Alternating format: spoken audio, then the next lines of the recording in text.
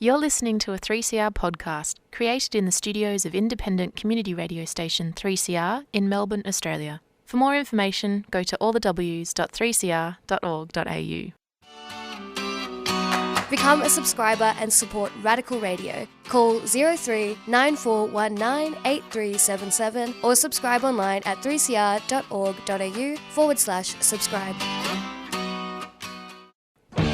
Evil minds that plot destruction, sorcerer of death's construction, in the fields of bodies burning, as the war machine keeps turning, death and hatred to mankind, poisoning their brainwashed mind. Welcome to the Anarchist World This Week, broadcast across Australia on the National Community Radio Satellite. Listen to the Anarchist World This Week, Australia's sacred cow slaughterhouse. Listen to analysis of local, national, international events. Listen to analysis you'll never hear anywhere else.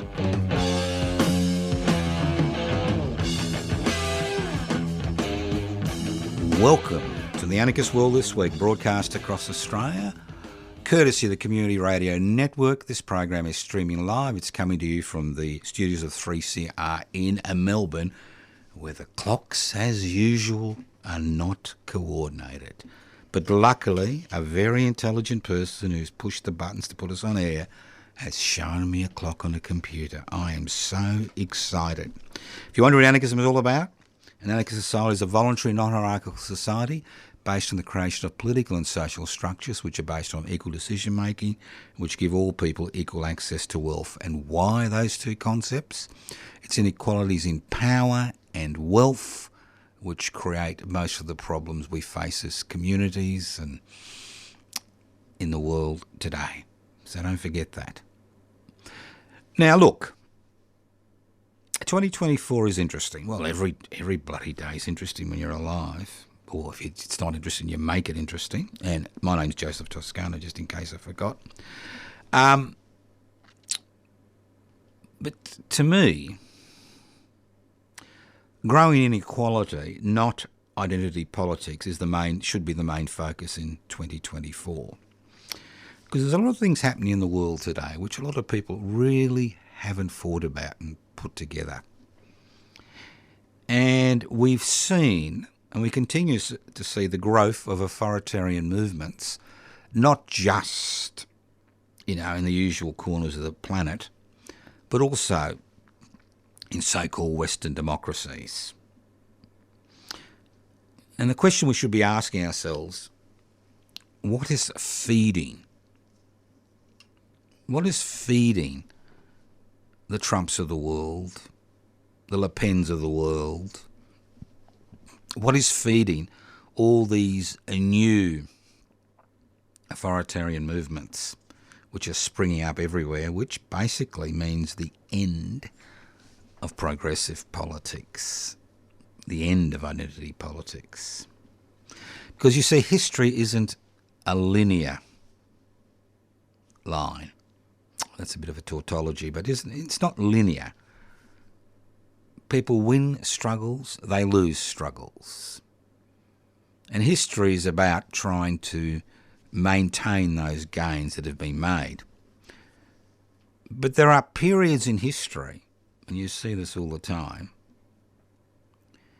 when gains which have been made by the blood, sweat and tears of people disappear, and in many cases almost overnight. And we're seeing this in many of the authoritarian regimes, but more importantly, we had expected to be happening, but more importantly, we are now seeing it in the so-called Western democracies. As I said last week, the main reason we are seeing greater support for these social, political, cultural movements which centralise power is growing inequality. Now, it is pathetic To think that a private charity has to ring the alarm bells regarding growing inequality in the community at large. And once again we saw a private charity 48 hours ago saying, guess what, boys and girls? The 3 richest people in Australia have doubled their wealth since 2020. So we're not talking about going from $10 to $20 or $1 million to $2 million or $100 million to $200 million. We're talking about going, from $10 billion to $20 billion or $20 billion to $40 billion. And what was the reaction? What was the reaction from the universities, the public intellectuals, which have been muzzled now for decades? Nothing. What was the reaction from the politicians? What was the reaction from the Albanese-led Labor government, federally, and all the state-led Labor governments, which are facing oblivion as I speak? Nothing. These are extraordinary figures. What was the reaction among the Australian population? Well, they shrugged their shoulders and kept working for the man and the woman in order to make a buck to pay their bills and keep a roof over their heads. No reaction. These are extraordinary figures which highlight the effect of growing inequality. And what does growing inequality do? Now, during the privatisation, globalisation, corporatisation, deregulation revolution that we've been experiencing for the last half a century, people have been told ad nauseum that if you remove the regulations that governments have put in place to protect people, they'll be better off. That if you allow public assets to be literally given away to the public sector, we'll all be better off. And obviously all of you looking at your electricity and gas bills will be enjoying the results of privatisation of these essential services. And all of those of you fighting with financial institutions which keep ringing you up every few days to see whether you're going to pay your bloody loan will be so better off because there's no more public banking, and the list goes on and on. And then all of those of you who are happy with your latest little gadget, which Afterpay can pay over a period of time, through globalisation, will be so happy that you've got a little gadget while you're having difficulty finding well-paid, secure work. And the list goes on and on. So the fact is that the deregulation, privatisation, globalisation, corporatisation revolution, yes, I know they're boring words, but they are important words, has changed Australian society and most other societies. It's turned things onto their head. Because the 19th century, as I keep banging on, and the first half of the 20th century was about struggles which fought growing inequality. And these struggles occurred in Australia. These are struggles you never hear about because they don't fit the narrative we're supposed to know. People seem to forget that, or don't understand that even the pathetic positives they have at work today or in terms of social security benefits are all due to struggle. They weren't given to people because they begged and beseeched and doffed their cap to the ruling classes. It doesn't work that way. So the dilemma is, with the ascendancy of identity politics, we have seen a total lack of interest in growing inequality. And growing inequality creates the cannon fodder that is being manipulated and used by authoritarian tendencies in our society to promote their hate-filled agenda. And unless growing inequality is tackled, we don't have a hope of actually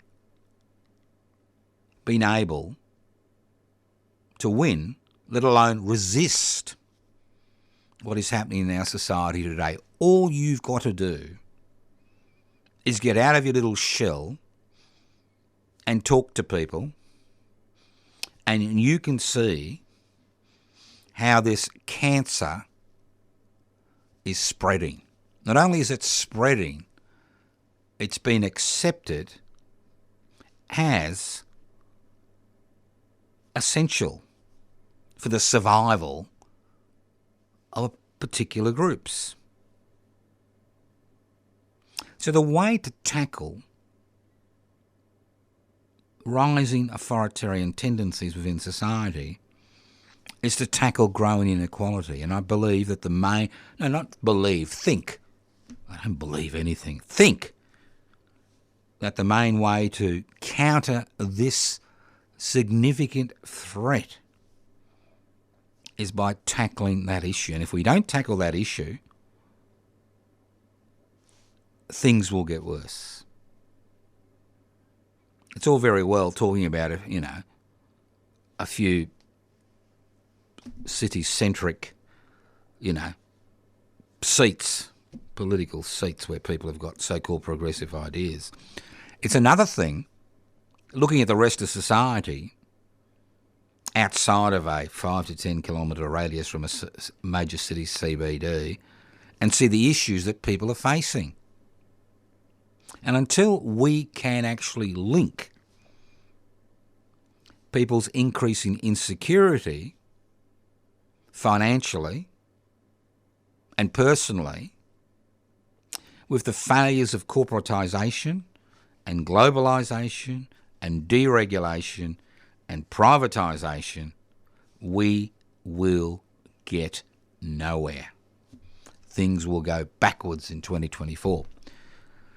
So I'm going to try to define these concepts because you and I may have an inkling of what they mean, but because these ideas are not part of general conversation, apart from a marginal, minority, what we need to be able to do is explain what it means. And I'll try to go through it and make it as easy as possible, because the thing about political change, it's about being able to communicate ideas.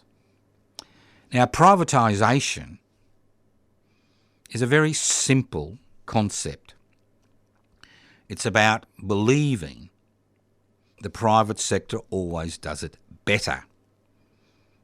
So what happens is that public assets which have provided essential services for the population for decades, which have been built up through the blood, sweat and tears of Australians, are virtually given away to the private sector.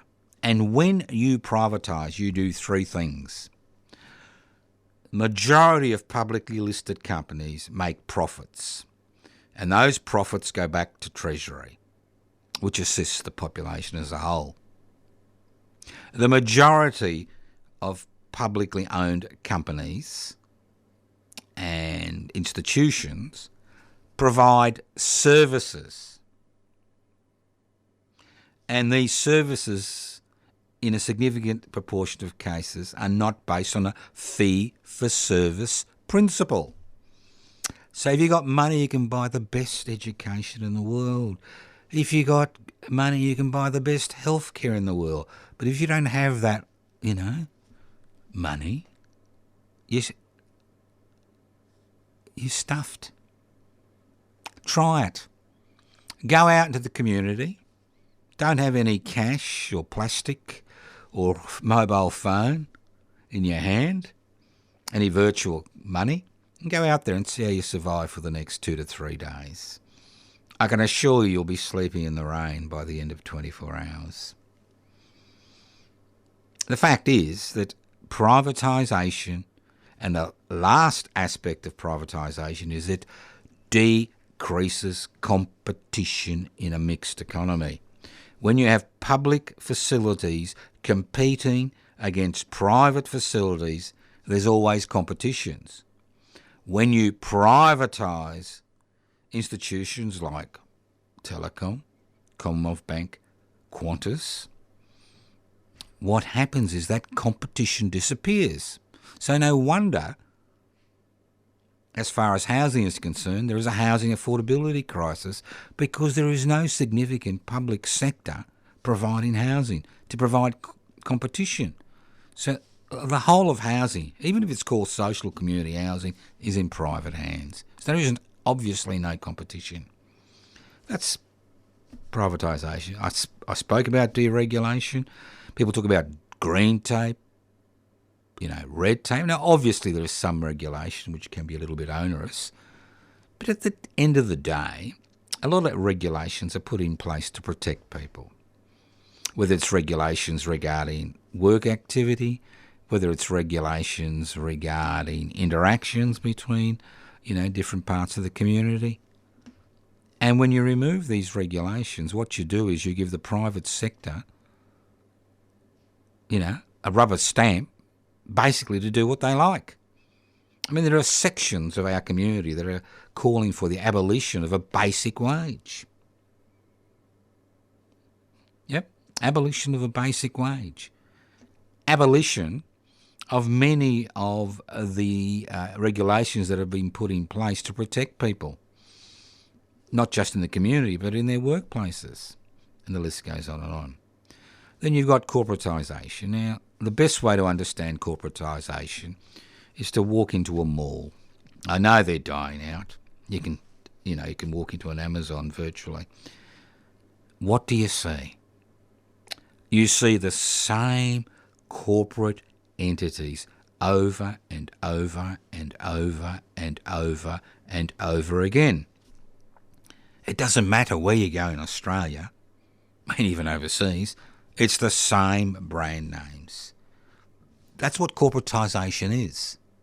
It's about allowing corporations to dominate the marketplace in their particular field of interest and therefore manipulate the marketplace to maximise their profits at the expense of the community. No wonder the Labor Party's been forced to hold an investigation into what happens between the farm gate and between the time you buy your goodies in a supermarket.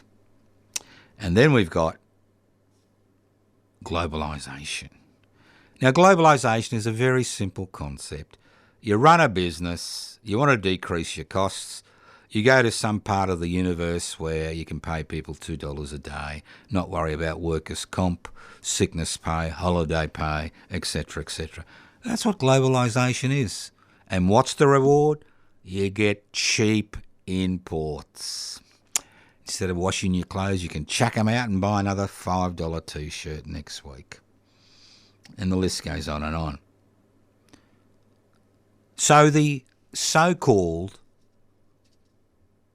privatised revolution, which was going to lift us up by the bootstraps and make us all millionaires, has failed miserably. So who do we blame? Do we blame the forces in society? Not who do I blame, but who do we blame as a community?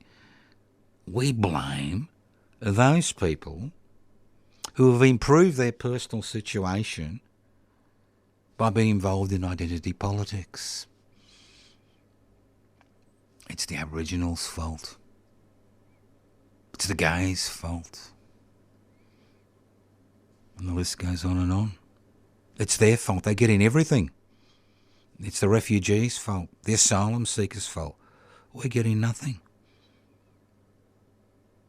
So instead of focusing on the real reasons why there is growing inequality and why people are having trouble sending their kids to school, why we have private charities, raising money to send Australian kids to schools, why there's over 1 million children living in poverty, while 1/3 of the population lives on almost less than the poverty line, why social security benefits are so low, and the list goes on and on, because obviously those billionaires and those millionaires who've doubled their wealth in the last 3.5 years have somehow skimmed the cream off the cake.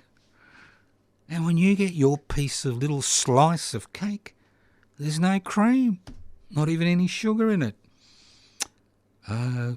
Woe is me. Woe is me. As poor old Xavier Herbert used to say, poor fella my country. Poor fella my country. So, if you think of being active in 2024, even just talking to people around you is activism, keep this ideas in your head. It is growing inequality which is fueling the growth of authoritarian movements around the world. Trump would not be Trump without growing inequality, without the support he has from those sections of the community that have been left behind through both identity politics and neoliberalism. It's the same today here. Any part of the world. Think about it. All right, while we're talking about, this is the Anarchist World This Week, broadcast across Australia via the Community Radio Network. My name is Joseph Toscano. I'm hosting today's program. Look, if you're interested in combating growing inequality, I encourage you to join Public Interest Before Corporate Interest. You can join online, PIBCI, PIBCI.net, PIBCI.net. Because obviously as an individual there's not much we can do, but when we come together, like-minded people, we've got a greater chance of changing things. Now, I know a lot of people say, like the Stoics used to say, don't worry about things you can't change. Well, we can change anything and everything. And the history of humanity is a history of change. And if anybody tells you that your individual effort is useless, that you can't fight City Hall, that you should continue to be part of the somebody should do something about that tribe, or I'm gonna tribe, the Gunner tribe, well, ignore them, because we are the people we've been waiting for. Think about it. All right. Now, last week, this is fascinating about the news cycle, isn't it? Last week, Port Moresby exploded. Looting, fires, people dying, people being gunned down. The city exploded. Now, I don't know how many of you have been to Papua New Guinea, but the fact is, if you think growing inequality is an issue in Australia, or if you know growing inequality is an issue in Australia, growing inequality in Papua New Guinea, which is a government where there are governments and oppositions which are basically based on corruption, is a significant issue. It's a huge issue. Most people in Port Moresby have come there from outlying provinces, living in shanty towns, getting a bit of work when they can, been involved in illegal activity to survive. So the fact that Port Moresby exploded is not news to anybody who is familiar with the situation in Papua New Guinea. The fact is, it's surprising that it hasn't exploded before. Now, obviously, the military, which was called out, and the government, which declared a state of emergency, is able to put a lid temporarily on the issues which revolve around growing inequality. But the fact is that you may rebuild the stores. The fact is that unless the problem of inequality in Papua New Guinea is tackled through major political change, Port Moresby will burn over and over and over again, irrespective of the indiscriminate force that is used by police and the armed forces in Papua New Guinea. Because what's happening in Australia is a microcosm of what's happening in Papua New Guinea. And it doesn't matter what part of the world you look at, because we are now part of a so-called global village, inequality is the issue of the day. Let's move on. Now, I know it's unpleasant, but we need to look at this. I know the Australian Foreign Minister, Penny Wong, is in the Middle East doing the best she can in a situation she finds herself in, where we're all supposed to be great supporters of Israel. Now, last week, when I opened my mouth, I wanted you to envisage the number of people, mostly civilians, and to a significant degree children under 12, that have died in the Gaza carnage. I'm not going to use the word war. I'll give you an example. If somebody came to my abode and robbed me, and then I beat the shit out of them and stabbed them in the heart because I was very, very angry because they touched, something that I liked, I'd be charged with murder. It's that simple. I've overreacted, okay? Now, nobody's denying that the pent-up despair and disillusionment which has existed in Gaza, which has been the world's blockade for the last, 16 years, the world's largest prison, caused the deaths of 1,200 plus Israelis. Nobody's denying that. But nobody actually looks at the background. Riots don't happen as they happened in Port Moresby for no reason. And what happened in southern Israel didn't happen for no reason. History didn't start on, the 7th of October, 2023. You've got to look at the 75-year history, which led to that breakout. But last week I said that if you lined up every Palestinian that's been killed in Gaza, which has got a population of about 2.3 million people, in a little area the size of maybe a third of Melbourne, not a big place, which has been pounded by airstrikes constantly.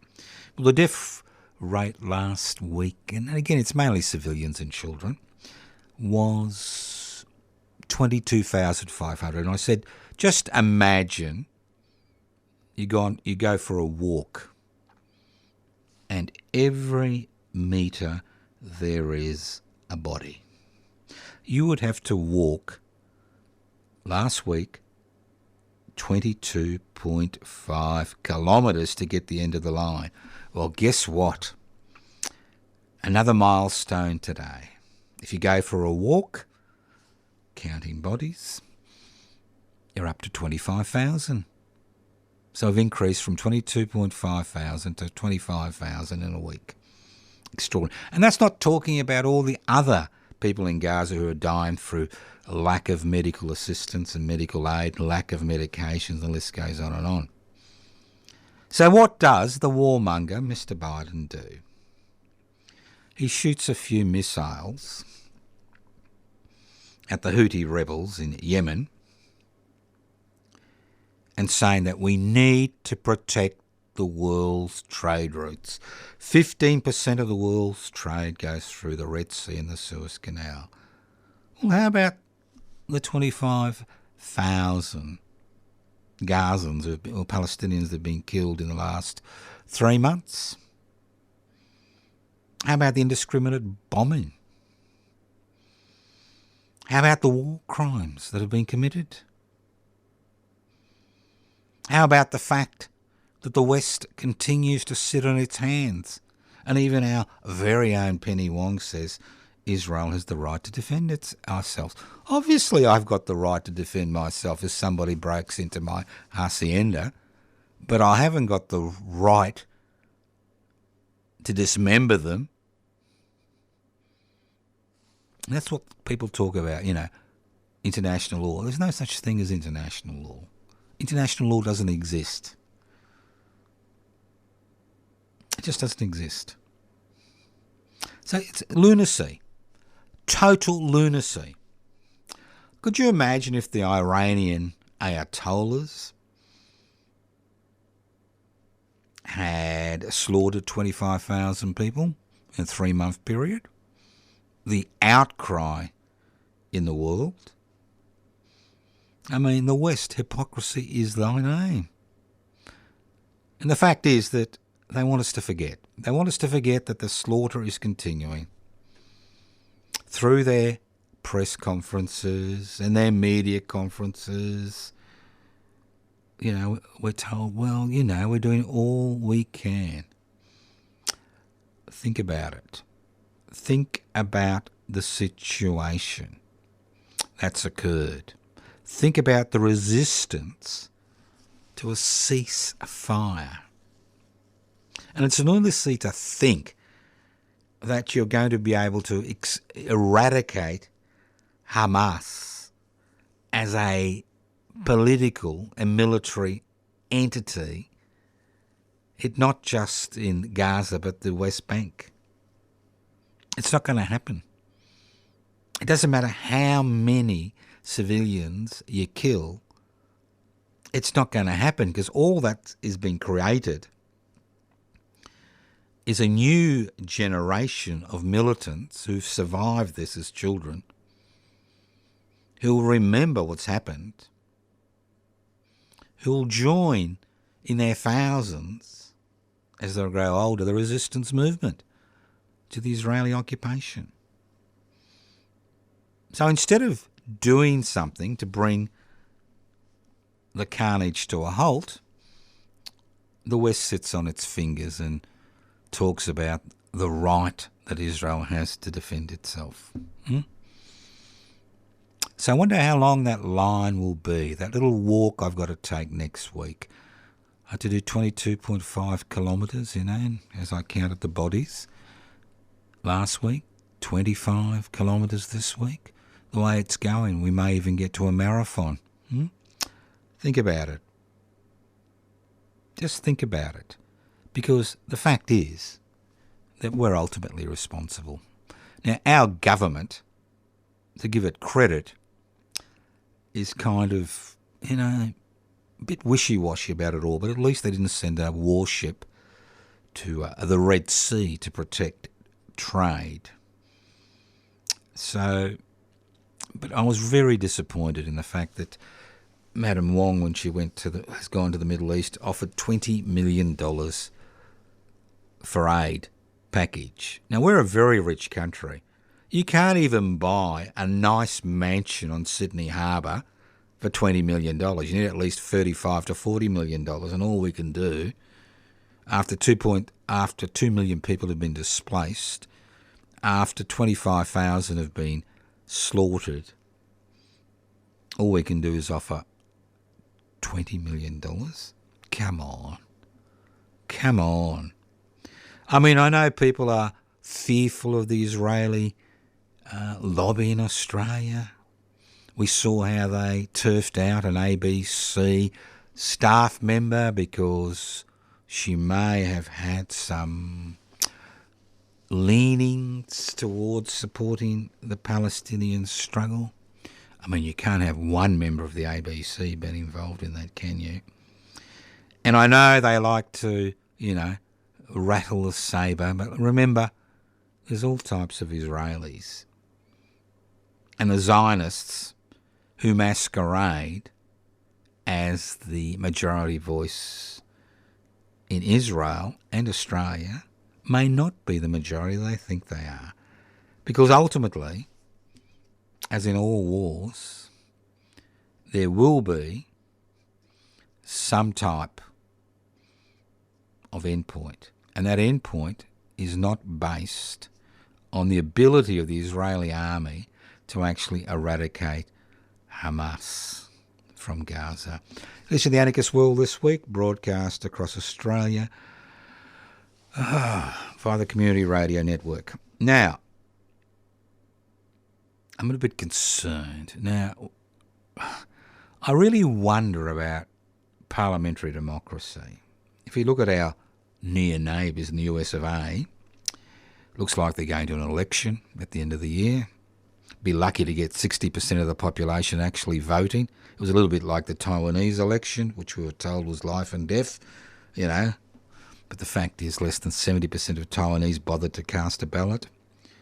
And it'd be lucky if 30 or 40% of Americans actually vote for the Congress or the Senate. But it seems to be a two-horse race between a warmonger, an old-fashioned warmonger, Mr. Biden. We see, you know, the United States now trying to expand the conflict, and a megalomaniac. What a choice. What a choice. Is that what parliamentary democracy has been reduced to? To a contest between a warmonger and a megalomaniac? So I think it's time that we started thinking as a country, as a sovereign nation state. I mean, the first responsibility of a government in a sovereign nation state is to protect its citizens. Unlike the Israeli government and armed forces, who, you know, supposedly has the best intelligence system in the world, didn't actually realise Hamas was going to break out of Gaza. Had no inkling. We're talking about thousands of people being involved. No inkling. And the obvious reasons that Netanyahu continues to, you know, promote this war is very simple. Because he knows that as soon as the war finishes, he's finished politically. Because this happened on his watch. It's the same here. We've integrated our military hardware with the American military hardware.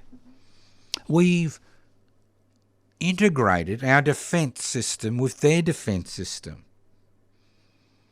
The old LBJ slogan of 64, all the way of LBJ, continues to be the mainstay of the Australian defence policies. I mean, this sacrifice that was made in Afghanistan was basically a blood sacrifice to the American-US alliance. Now, isn't it time to cut the apron strings? Isn't it time that we stood on our own 2 feet? Isn't it time that we realised we can't attach a tugboat to Australia and pull it to the west coast or the east coast of the US of A? That we are here in this part of the world, and our defence is tied up with what's happening in this part of the world. Let's move on. Now, SANTOS streaming. So SANTOS won in court an emergency injunction against the extension of the pipeline into the Timor Sea for their gas supplies to Korea and Japan has been overturned, and the Tiwi Islanders have lost their little battle. And I heard the same political politicians and the same corporate apologists come out and say, what a wonderful victory for Australia. Come on. This is a wonderful victory for SANTOS. All the gas that's going to be found off on the Australian shelf won't be coming, not one cc will be coming to Australia. It's all going to be exported. And guess what? SANTOS won't be paying any tax for at least another 20 to 30 years because of the so-called investment it's made in creating the infrastructure to extract that gas. So here we are, celebrating Santos's court victory, and again, not highlighting that this has got nothing to do with improving Australian situation. It's just like most of our mineral resources. They're extracted for a peppercorn rent, for a little bit of voluntary taxation by these major corporations. Do you think we'd need a charity to raise money to send Australian kids to public schools if we actually owned and mined and exported our own resources so that the profits that are made didn't end up in the pocket of major shareholders around the world? Come on, let's grow up.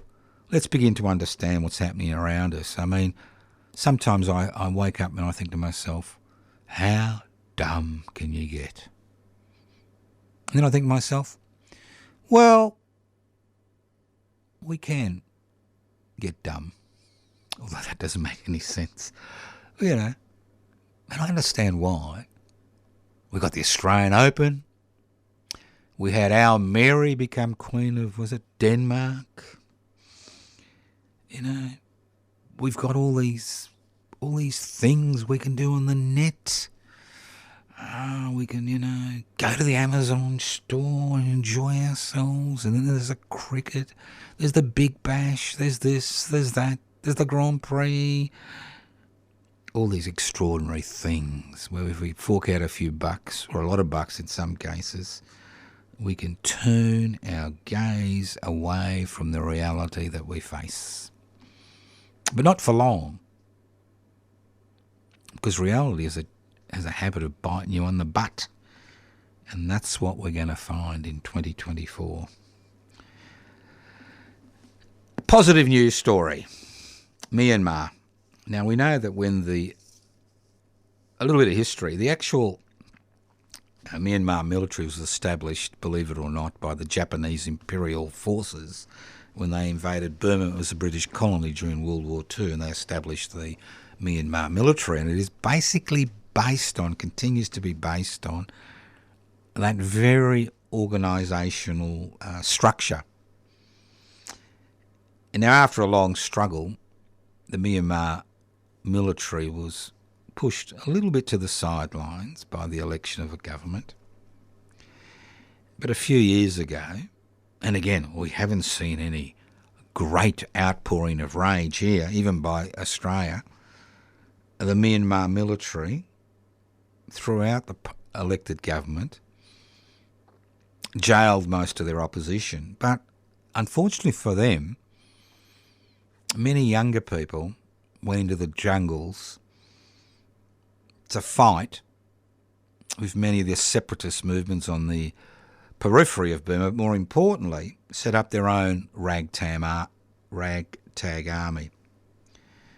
Now, that ragtag army has brought the military dictatorship to its knees, and it's forced them to declare a ceasefire. Now, obviously, this is a tactical manoeuvre by the Myanmar military to rearm, possibly through the aid of the Chinese Communist Party. But the fact is, this is a ragtag army of ordinary people who've been able to halt and push back a military dictatorship. Now, obviously, hundreds, if not thousands, have died in that struggle. But the fact is, the people of Myanmar didn't say, what's the point of fighting City Hall? We can't win. They haven't had any support, military support, or even financial support by the US of A or little old Australia. Their struggle has basically been relegated to the, full stop in news coverage, if any coverage. And these are our near neighbours. Our near neighbours. And that's the situation we find ourselves in.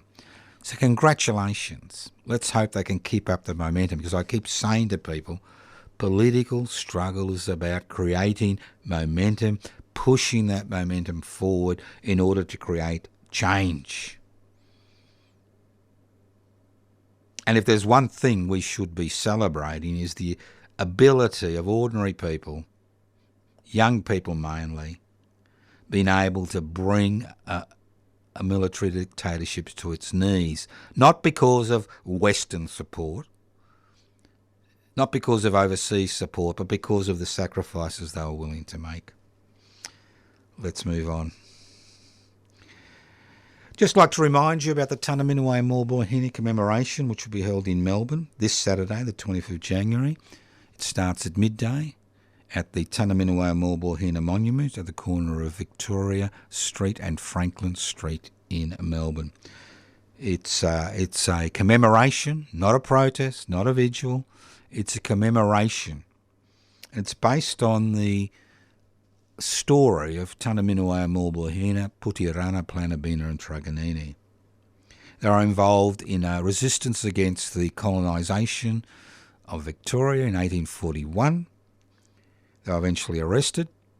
Tunnerminnerwait and Maulboyheenner were hung on the 20th of January 1842, and the three women were found not guilty and released to the care of Mr. Augustus Robertson. So why is this a pivotal moment? To me, the 20th of January should be National First Nations Freedom Fighters Day. We have a day, the 25th of April, where we commemorate those men and women who died, in the majority of cases, fighting other people's wars in other countries. But we don't have a national day to celebrate, to commemorate, not celebrate, but commemorate those tens of thousands of First Nations people, both Aboriginal and Torres Strait Islanders, who died resisting colonisation, whose impact, that colonisation's process, the impact continues today, over 230 years later. The difference about Tunnerminnerwait and Maulboyheenner was the fact they weren't killed with smallpox-encrusted blankets or poisoned flour or hacked to death in the dark of the night. They were executed under the British system for the crime of resisting white colonisation. So we will commemorate that event this Saturday on the 20th of January.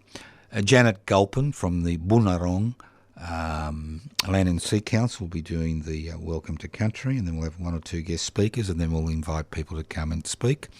The first hour of the commemoration will be heard on Community Radio 3CR, that's 3cr.org.au, from 12 to 1. At 1 o'clock we'll walk silently to the Queen Victoria Market, to where we believe their bodies are buried. Please bring along flowers to place on the monument and to place at their burial site. So, welcome you to come along. It is a Saturday. It is the end of the school holidays. It's a great opportunity to bring children so that they can understand how this country was colonised. So this Saturday, 20th of January. Now, just in case, the sacred cows have come into the studio, and they're very excited because they said, guess what, Joe? There's a caste system in Australia. And I said, what do you mean there's a caste system in Australia? They said, no, there is a caste system. And I said, but a caste system is when you're born into a particular group and you're never going to get anywhere because that's your place in society. And I said, but I live in Australia. We don't have a caste system in Australia. And the cows looked at me, the sacred cows looked at me and said, Joe, you're hallucinating. You've been taking too much LSD. Because we're very happy. We now have a caste system in Australia. And I said, why? They said, because they've destroyed the social elevator. I said, what do you mean? Well, you remember the good old days when you went to university, and you came from a family that didn't have any money, and they freed up the university system, and you're able to claw your way out of the situation you found in. Guess what? Kiddies in Australia can't do that anymore. You can get the best education money can buy if your parents or guardians can send you to a private school. Yep. or you can go to an underfunded, under-resourced public school. And the beauty is you've now created a beautiful caste system in Australia. We now have charities that have been established that raise money. I know this sounds funny, the cows said to me, the sacred cows. We have charities that raise money to send Australian kiddies to public schools. And I said, but public schools, it's free education. The cows laughed. They said, well, we haven't got the privatisation of public education.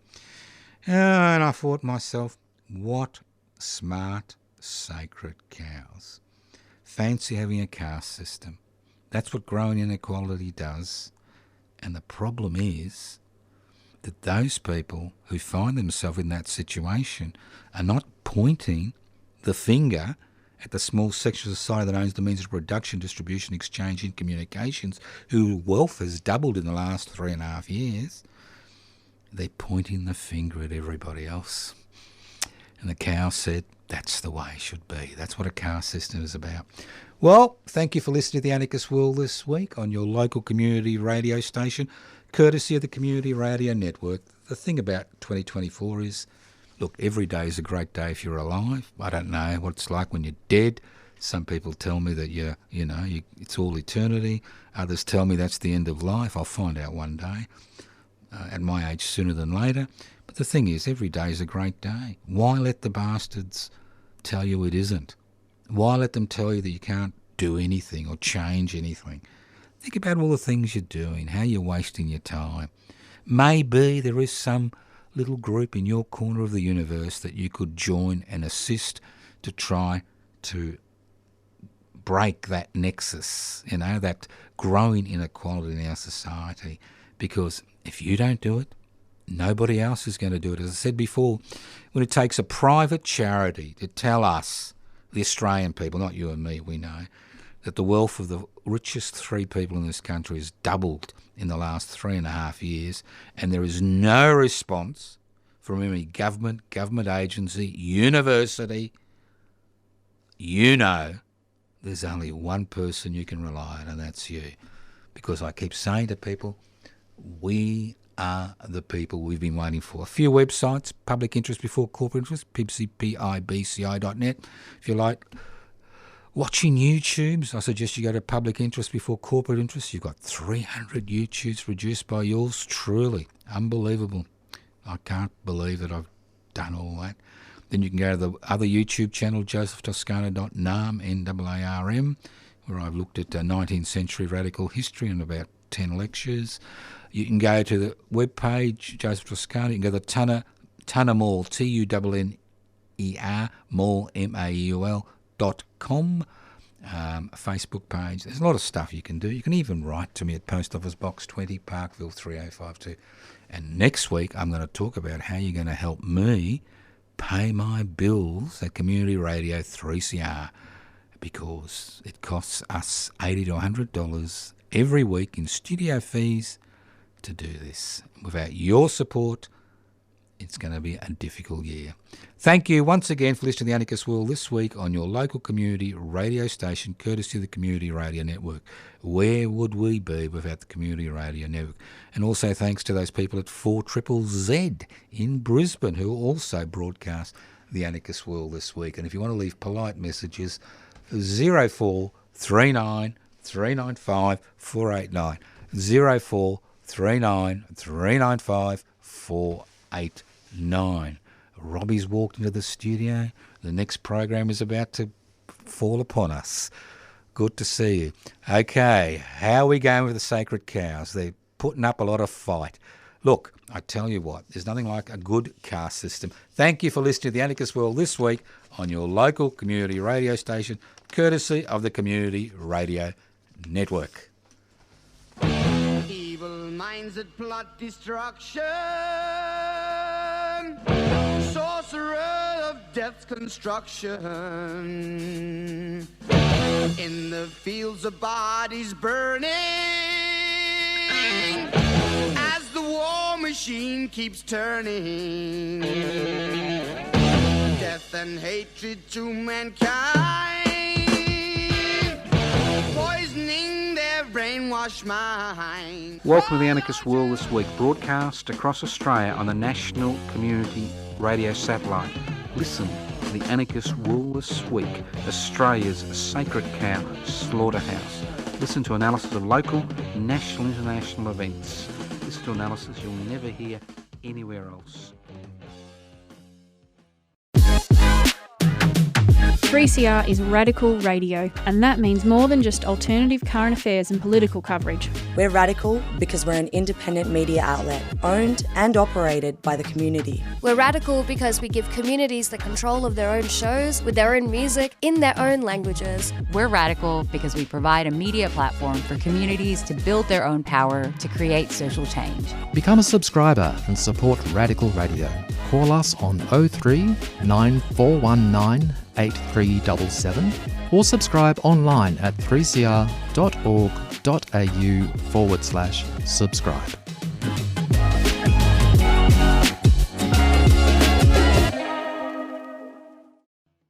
You've been listening to a 3CR podcast produced in the studios of independent community radio station 3CR in Melbourne, Australia. For more information, go to allthews.3cr.org.au.